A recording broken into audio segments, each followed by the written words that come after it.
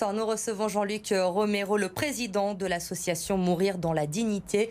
Bonsoir, Jean-Luc Romero, merci d'être avec nous ce soir. Demain, c'est la journée mondiale pour le droit de mourir dans la dignité. C'est la 12e édition déjà. Pourquoi cette journée ? D'abord parce qu'on est tous concernés, 100% d'entre nous allons mourir et on sait qu'en France on meurt très mal, comme dans un certain nombre d'autres pays, mais nous avons malheureusement de terribles records puisque tous les rapports qui ont été faits ces 15 dernières années montrent qu'on a un des pays où on meurt le plus mal, où par exemple rien qu'accéder en soins palliatifs c'est presque un combat, puisque à peine 20 à 25% des gens qui en ont besoin peuvent aller dans une unité de soins palliatifs. Et il faut savoir, et je suis d'ailleurs étonné qu'on en parle si peu, que depuis le 1er janvier de cette année, il n'y a plus de plan de développement de soins palliatifs, c'est-à-dire qu'on se contente de ce qu'il y a, et parfois même on régresse parce que des crédits parfois baissent, alors que vous vous rendez compte aujourd'hui, on met beaucoup d'argent sur le début de la vie, et tant mieux, il faut continuer comme ça.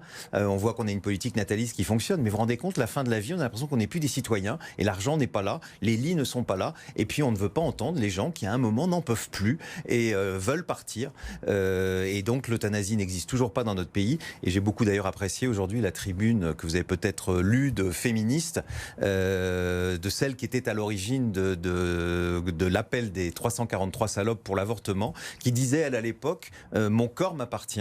Eh bien aujourd'hui il faut aussi dire ma mort m'appartient. Cette année, donc, pour cette journée mondiale, vous avez choisi d'être à Lyon demain. Qu'est-il prévu justement à Lyon pour cette journée ? Qu'est-ce que vous allez faire ? Alors demain, on se retrouve avec d'ailleurs Jean-Louis Touraine, qui est un des parlementaires qui est très engagé dans ce combat, et bien sûr le délégué de la DMD, à la mairie du 8e.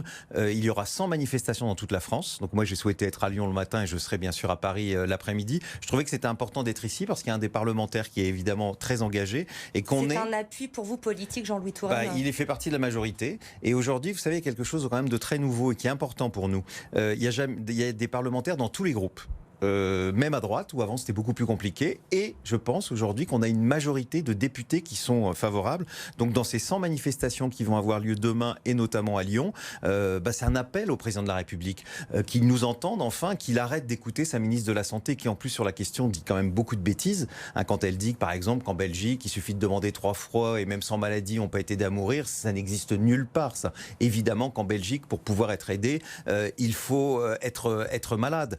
Et puis voilà, il faut aussi le dire, vous trouvez-vous normal quand même qu'en 2019, on soit encore obligé de fuir à l'étranger pour mourir dans la dignité ? C'est-à-dire que qui peut le faire en plus ? Ceux qui ont de l'argent, ceux qui ont les relations. Tant mieux pour eux, on ne va pas leur en vouloir. Mais tout le monde n'est pas égaux. Mais malheureusement, 98% des gens, ils n'ont pas 15 000 € pour aller en Suisse, ou ils n'ont pas les relations pour pouvoir aller en Belgique. Justement, Jean-Luc Romero, vous nous parlez de la Belgique, de la Suisse. Aujourd'hui, comment se place la France justement par rapport aux voisins européens ? On est clairement en retard dans ce domaine ? On l'est, et puis ça va être de pire en pire, parce que quand on regarde, on va finir par être entouré par des pays qui ont donné l'ultime liberté à chacune et chacun d'entre nous. Les Pays-Bas ont été les premiers à avoir une loi, les Belges, les Luxembourgeois, les Suisses ont le suicide assisté. On a vu que même en Italie, c'est en train d'évoluer et que le Parlement, à la demande du tribunal constitutionnel, va devoir légiférer. Et le président du gouvernement espagnol, le socialiste, a annoncé qu'il ferait une loi légalisant l'euthanasie. Vous vous rendez compte qu'on va avoir autour de nous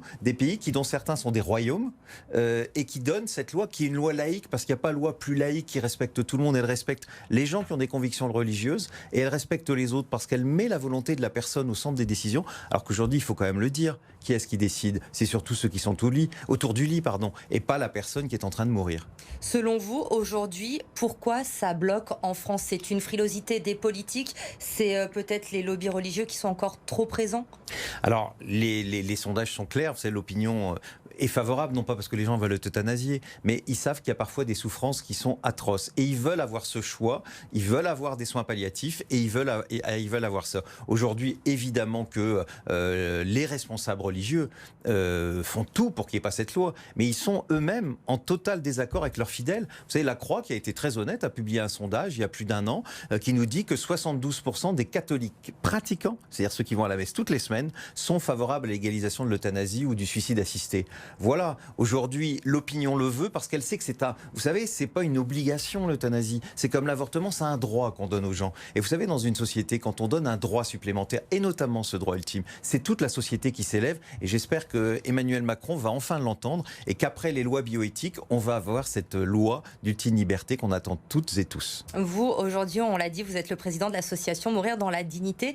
Qu'est-ce qui vous a emmené à mener ce combat ? Vous savez, moi, très jeune, j'ai été touché par le VIH, et j'ai vu mourir des amis à 20 ans, 25 ans, qui demandaient à partir, qu'on continuait à opérer, à qui on ne voulait pas donner de morphine, qui sont morts dans des conditions absolument atroces. Et je me suis dit, mais ça, c'est plus possible, quoi. On peut pas. Vous savez, on choisit pas de naître. On doit quand même au moins pouvoir choisir les conditions de sa mort. Parce que vous savez, dans une république laïque, il n'y a pas un principe supérieur qui vous oblige à mourir le plus tard possible, et notamment dans la souffrance. Et on voit bien qu'aujourd'hui, il y a des gens avec certaines maladies terribles, la maladie de Charcot et bien d'autres, qui ne maîtrisent plus leur faim et qui veulent pouvoir le maîtriser. Et au nom de quoi on leur interdit cela ? Au nom de quoi on leur permet simplement d'avoir la sédation terminale en France, qui se transforme parfois en de l'acharnement thérapeutique. Vous savez, en France, vous avez le droit, on vous endort, on arrête de vous alimenter, de vous hydrater. Vous pouvez mettre 3 semaines à mourir. Rappelez-vous, Vincent Lambert a mis 1 semaine. Mais au bout d'un moment, c'est une forme de torture.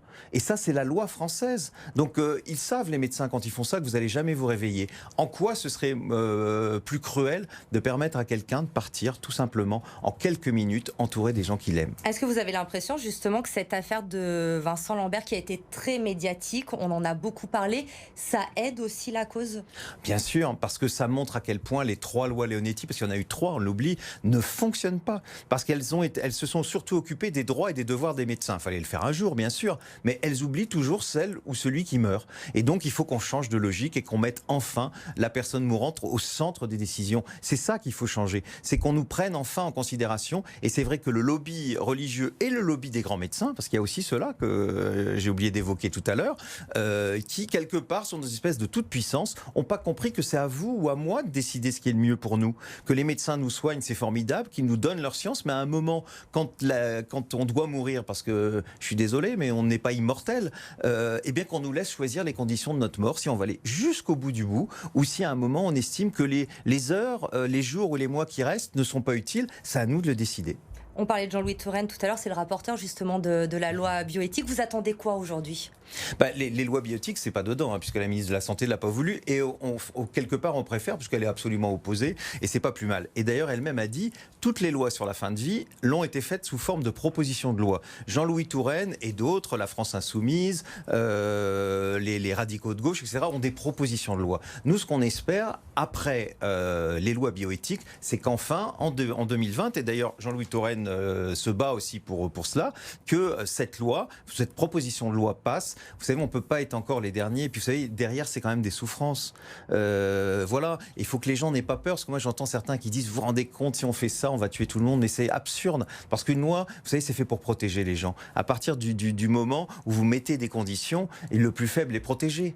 Eh bien, c'est ce qu'il faut faire. Et arrêter aujourd'hui de laisser les gens mourir dans la souffrance, comme ça doit se faire aujourd'hui à Lyon ou dans la région. Il y a des gens qui meurent dans des conditions atroces. Est-ce que c'est vraiment normal ? Et qu'on s'occupe enfin de la fin de vie ? Parce que moi, je dis, il faut mettre les moyens. On les met au début de la vie. Et je le redis, il faut les mettre en fin de vie aussi. Et c'est ce qu'on retiendra. Merci Jean-Luc Romero, président de l'association Mourir dans la dignité, journée mondiale.